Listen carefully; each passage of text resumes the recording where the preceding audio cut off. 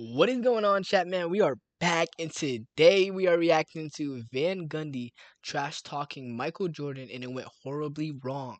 Con man full story. This was highly anticipated and highly recommended. As you guys know, we've been reacting to old NBA content, man, and it's been a blast just because you guys been putting me on to amazing content. But with that being said, let's get straight into the video. And if you guys are new to my channel, you guys like old NBA content, man, hit the subscribe button and join the crew. But with that being said, let's get straight into the video. Yes, sir. 23 days. Today we're looking at the day that Jeff Van Gundy called MJ a con man. Now you've probably heard this story, but I don't think you've heard it with NBA legends that were involved on this day talking. I'm not too familiar with this story, but I'm not gonna lie, I have a feeling when people trash talk Michael Jordan, chat, I don't ever think it ends well. Because so far I'm Gen Z. I've been learning Michael Jordan along the way. You guys can, go react to that on my channel. But listen, if you trash talk Michael Jordan, you're horribly gonna regret it. So I'm excited for this. About it together. We have players like Patrick Ewing, Michael Jordan, the man himself, Van Gundy, Allen Houston, Larry Johnson. Every NBA legend that was involved in this day that talks about it is involved in this video too. So if you're ready for the video, help me out by hitting that like button. Let's aim for 3,000 likes. Subscribe if you are new and are ready for MJ videos coming to you every day in December. And without further ado, I hope you guys enjoy the video, and here's the day that Jeff Van Gundy called Michael Jordan a con man. Oh, I don't think this is going to end well, chat. Let me read from that chapter. I actually had that page pulled. Here's a quote. One of you is going to step up, knock Michael Jordan on the floor, and not help him up. We can't show him deference just because who he is or how good he is. Not anymore. You can achieve whatever you want in life, but no one, especially Michael Jordan, is going to give it to you. You have to take it. Michael isn't just going I'm going to be completely honest. I've never known that Van Gundy was a coach, chat. I always thought he was like an analyst, like, how TNT has like Shaq, Charles Barkley, and everyone just talking at halftime and everything. I literally thought that's literally what he was, but he was a coach, and he was a coach for the Knicks. I don't really know. I'm not too sure. Can you guys let me know down below and give me some information and knowledge on, Van Gundy? to play poorly. You have to force him to play that way, close quote. That's from Pat Riley. So how did he get the rest of the Knicks to buy into the toughness that he felt was necessary to compete at that level? That's a foul. You even had my friend Charles Oakley saying we can't go to lunch, we can't go to dinner because Pat doesn't believe in fraternizing between the two of us. And this guy hit me harder than anybody else in the league, and he was my best friend. Patrick Ewing, we had the same agent. We came out at the same time, but we couldn't go to lunch. Why is this? You think I'm going to play against Patrick any different than I play against anybody else? No. Respect. I ain't gonna lie. I have highly respect because, like, oh my god, that was a crazy stutter. Highly respect for Jordan just because, he'll be good friends with an NBA player, he'll have similarities to him, but he just won't do anything with him just because he's so competitive. I've never seen an NBA player like that, honestly. So props to Jordan, man. Props to him. Then you had your little guy who was on your staff who became the Knicks coach after you, Jeff Van Gundy. Any regrets about the comments made somewhat in jest about Michael Jordan? It seemed like he kind of took heat and lit up 51 points tonight. Any regrets? What's that now? Oh, wow.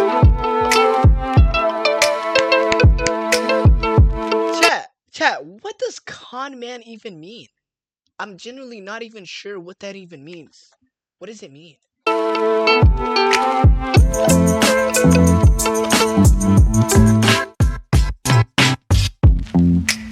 Did you regret saying some of the things throughout the course of the week about Michael Jordan? I didn't say anything this week about it. His way is to befriend them, to soften them up, make them feel like he cares about them, and then he goes out there and physically tries to destroy them. I don't go on the court expecting. Wait, Jordan actually did that? He befriended you, got close with you, and then got on the court and destroyed you. That is insane. If he was really doing that, that is insane, chat. Can you guys let me know, was Jordan really on that? Like, he'll befriend you and then just destroy you. to make friends. I go out there to play the game of basketball like I know how to play. Michael Jordan is always on the lookout for extra motivation. Today, Michael returns to Broadway. Now it's time for the New York players to do the talking. The whole thing with Jeff is you got the tension, you got the history, you got the physicality. At the time, the Knicks and the Bulls were big rivals, and I didn't have time to think about and appreciate that you're playing against, probably the best player to ever play. Michael Jordan had some of his biggest games, and Allen Houston had problems. Yeah, last year, Michael Jordan had his season high against Allen Houston. No way. Allen Houston was catching Jordan like that? Like he's always getting bodied by Jordan? I don't know anything about Allen Houston. Can you guys let me know? Is he like an actual good player? And if he is, how is he getting destroyed, absolutely obliterated by Jordan? He didn't even stand a chance then if he was actually good. He's a leader. He's a self-motivator, and he tried to motivate his team. Unfortunately, Mike became Mike. So Yeah. I hate to admit that, but that happened. I talked to Bill before the game, and he said Mike might get 45 or 50 tonight. How come he predicted that? Michael upset that Van Gundy had said that Jordan. How do you predict that though? Like genuinely, yo, Mike about to have like 40, 50 tonight. He had 45. Like, how do you just say that about someone and then it happens? Like, I've never seen an NBA player like that in my life. I'll say it again. I've never seen an NBA player like that in my life. What? Uses friendships and stature to con some of his opponents. We talked about this earlier with Michael and asked, is this still ongoing in terms of the unhappiness about those statements? It's never forgotten. I think, when you hear certain things like that, you put them in your memory bank and you use them whenever you feel you have the need to. And, so I hadn't really forgotten it. It rubbed me the wrong way then. And So Jordan is basically saying, yo, you talk trash to me or you say something out of the line, I'll forgive you, but I'll never forget it. And when you bother me or I'm down and I'm losing, I'll remember that and use that as fuel. I have a feeling that's literally what he meant. Chat, can you guys let me know if that's exactly what he meant? if I hear it now, it still rubs me the wrong way because that was never my intent. I was good friends with Oak. I was good friends with Patrick. I get along with everybody, but at the same time, when the light comes on, I'm as competitive as anybody you know. I felt like that was inappropriate for him to say something like that. No, I don't have any regrets. I told the truth, and he had a big night. Van Gundy had said that Jordan uses friendships and stature to con some of his opponents. He cons them by inviting them to his movies. He cons them with the commercials. He pretends to enjoy guys and like them and befriend them. I don't think he gets it. I think for some reason he's so good and has done it for so long that there is this, and such a mystique about him and everybody wants to be like him, be as good as he is, make as much money as he is, be able to do all the off-the-court things.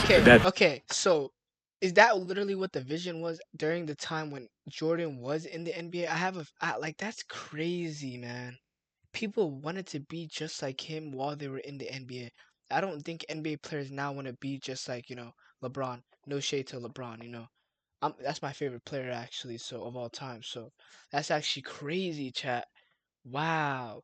Like inviting them to your set just to like beat them that's crazy. Jordan used to invite people to his movie sets. Like, what? You watch him game in and game out. He saddles up next to guys, he smiles at him, pats him on the ass, and then, goes out there and kicks their ass, and they hug him after the game. Like that was some great thing that he got 45 on them. So I don't understand it. Ewing and Longley tip it off. Chicago, in losing to Houston on Sunday, shot less than 40%. Jordan gets his first of the night. That's 3 turnovers for New York in their last 5 possessions. Here's Jordan. Chance for the Chicago Bulls to get their first lead of the night now. Ewing knocks it right back into the hands of Mr. Jordan. Talk about bad breaks. Patrick Ewing deflects the ball. It goes back to that man, wide open to the basket. 5 turnovers in the last. Jordan, now Larry Johnson with the switch. I tell you, he's feeling it. You can see his face. He expects to be back Sunday at home against Miami. Here's Jordan posting up again. Chat, do you guys have Jordan as the best scorer of all time? Can you guys let me know down below? Finds Jordan. Jordan for the Bulls. Childs back on Jordan. Jordan hits 34. With Randy Brown, he got the start tonight. Here's Jordan. Nobody there to guard him. Here's Andy went to Patrick Ewing with Bill Winnington on him. Double team Patrick Ewing so they're good guys and get threes. The problem is you got to go to the post rack. Yeah. Great play by Michael Jordan. Great play. Randy Brown kicks it out to Jordan for three. Here comes. People actually say that Jordan isn't like a good shooter, like a three-point shooter. What I'm seeing right now, he's making all them shots, man. Like, he's really good at it too. Jordan Johnson picks him up defensively. Michael goes for 41. And he knew it was in right when it left his hand, and that's hurting the team, and that one was the big one. Jordan.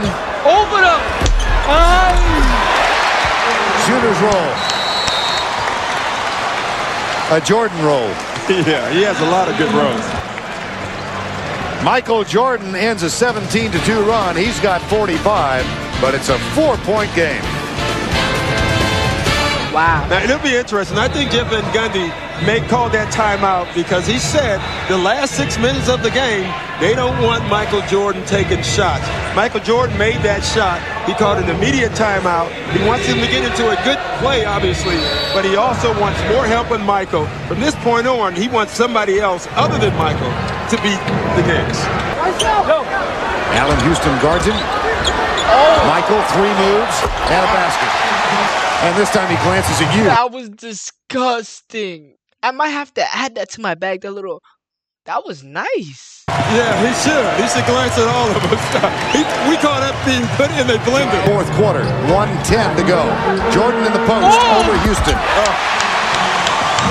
Golly. And they said he wasn't going to get the shots. Jordan with 49. Okay. Open up. Jordan now has 51. He goes, yes! And he looks at Van Gundy when he does it. He looked straight at him. Jordan does not mess around, chat. This guy don't mess around. Straight at his face after he did that nice move. And he is screaming at Jeff Van Gundy. And he's feeling it. He was not going to pass that ball. He had every intention of shooting it. Guys on the Bulls were running around. He never even looked. Phil Jackson told Dick Versace before the game in the locker room that Michael Jordan was upset with some comments Van Gundy had made because Jeff Van Gundy had said Jordan, with his friendships with other players around the league. What? He literally went up to him after. Yeah, don't mess with Jordan. If you don't want none of your team losing and get humiliated, don't do that. And you're the coach. You should know better to mess with Jordan. Lulls them into a false feeling of friendship and then strikes like a viper. Well, he's a snake right now, I'll tell you that. 18 of 30, including in the fourth quarter. You ready for this? 51. 12 of 14. Not surprisingly, Michael would burn the Knicks all game long. 18 points in the first quarter for Michael. Mike with 27 in the first half. An NBA season high 51 points left Van Gundy and the Knicks speechless.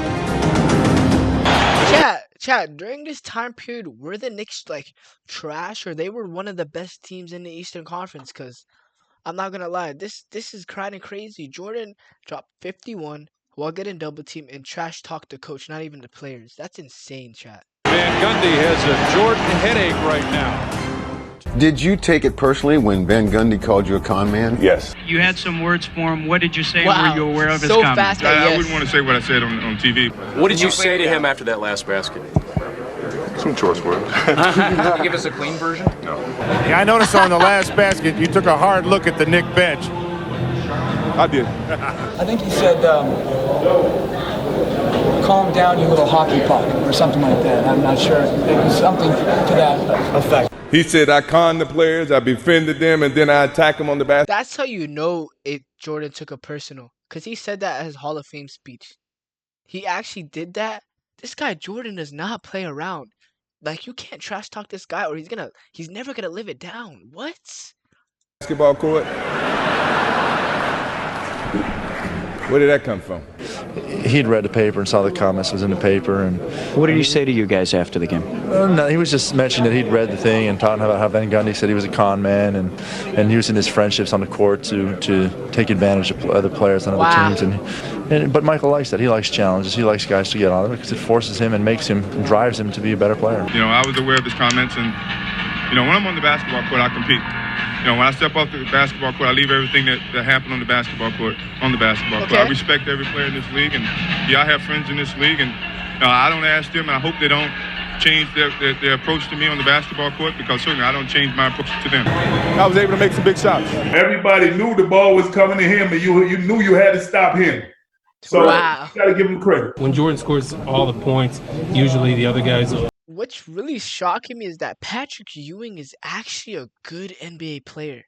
But all the footage that I've seen, because you guys told me he's an NBA legend, he's really good. But all the footage I've seen is just Jordan whooping the Knicks badly, dunking on him bad. Look around and watch a little bit. Michael's going to get his, but we just have to limit the other people. But we just didn't do a good enough job. There's nothing to say. He's one of the best players to ever play this game. He's the best player to play in my era. I already know how great Michael was. So, Michael, you were thinking about what he said before the game started? I heard it, and it had some sense of extra motivation, but you know, it didn't go too deep, you know, because I'm a little bit bigger than that, and quite naturally, I didn't want his mind game to play with me. I was good friends with Oak. I was good friends with Patrick, but I'm not trying to con them to play a different style to play against me. My game was the same. You come in the paint, Mike, no. If Jersey's opposite color come, I got to step up, and that's my job. Take charge of it, and you know, defense. My defense, I was the anchor in New York, and we had a real good defense. Always in the top 5 and everything. So Mike worked on his jump shot once I got traded because he knew that he had to pull up. He had to pull up. So in his book, he talked a lot of trash about, I was born at the wrong time, but you know, hey, he knew if he came down that lane, he was going to have to pay a toll. I mean, that to me is like attacking my basketball skills as a sense of saying, only way you win is you make these guys think that you like them. No, I actually do like them. It's a business. Mike want to win. I want to win. That makes more sense now. That made him seem like he's not as good as people see him as, you know? So he had to really show him. And 51 made a big deal.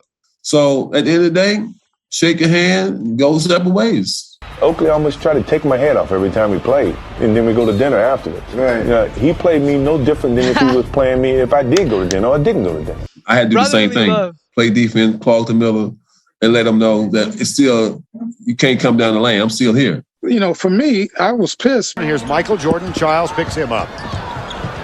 Because if he gets hot, there's nothing I can do. Look at this. Michael Jordan is just bigger. He's strong. He was pissed because if Jordan gets hot, there's nothing I can do. That's an NBA player, by the way, chat. That's insane. He can jump higher. And on the post, Chris Childs needs help. But the Bulls don't like giving help. So he's probably going to be down there by himself most of the night. Because he's 6'6" and he gets down to 13 feet, you know, I can push him out to 15, 16, then I have the advantage. And so I said, Jeff, let me start on Mike. No, John has him. I'm like, okay. So Mike had 35 in the first half. That's why Chris Childs is on Michael Jordan. So Jeff's like, all right, Chris, you got him. I was like, bullshit. I do not. So he's like, yeah, I told you. So I went out there. I fouled him 5 straight times. I was like, you're not going to have 55 on me. And I went and sat down because once he gets going, there's nothing you can do. It was really actually crazy to me. Fouled him 5 times to go sit down. That's nothing you could do. You know, we wanted to not let Jordan take shots, but we just didn't want everybody else to get off and let there be a lot of balance in their scoring. So Michael knew kind of what areas he wanted to go to. So when you were defending him, he would kind of set you up one way and get to one spot and just elevate. And there was really nothing you could do because he got off the ground so quick. And then when he was able to shoot the ball better and better every year, it just made it that much more difficult. That's when you become really, really good as an individual and as a team, and that's what he was very good at. He's the only one that I can remember that was able to score that many points against us. You know, so it was, you know, you give homage to MJ. Listen, I'm a guy who challenged Jordan, called him a con man, right? I remember it like it was yesterday, yeah. Wow. Jordan jawing with Jeff Van Gundy and Don Chaney on the bench. Yeah. So I'm speaking from experience. Like, in my mind, in a one-game setting, if I had first pick all time, there's no doubt who I'm taking, and it's Michael Jordan. Wow. And I hope you guys enjoyed the second video in the 23-part series collection of Michael Jordan. If you did, please... Chat, we gotta talk about this. I did not expect Jordan to have a whole team literally say that I couldn't do anything. I had to foul out. There's nothing you can do and stop Jordan. That is genuinely insane to me, chat. But unfortunately, this is the end of the video, chat. So make sure to like, comment, subscribe, man. And I'll catch y'all next time. Yes, sir. And also, recommend me some more stuff to react to, man. Because you guys been never missing. You guys never miss. But with that being said, I'll catch y'all next time. Yes, sir.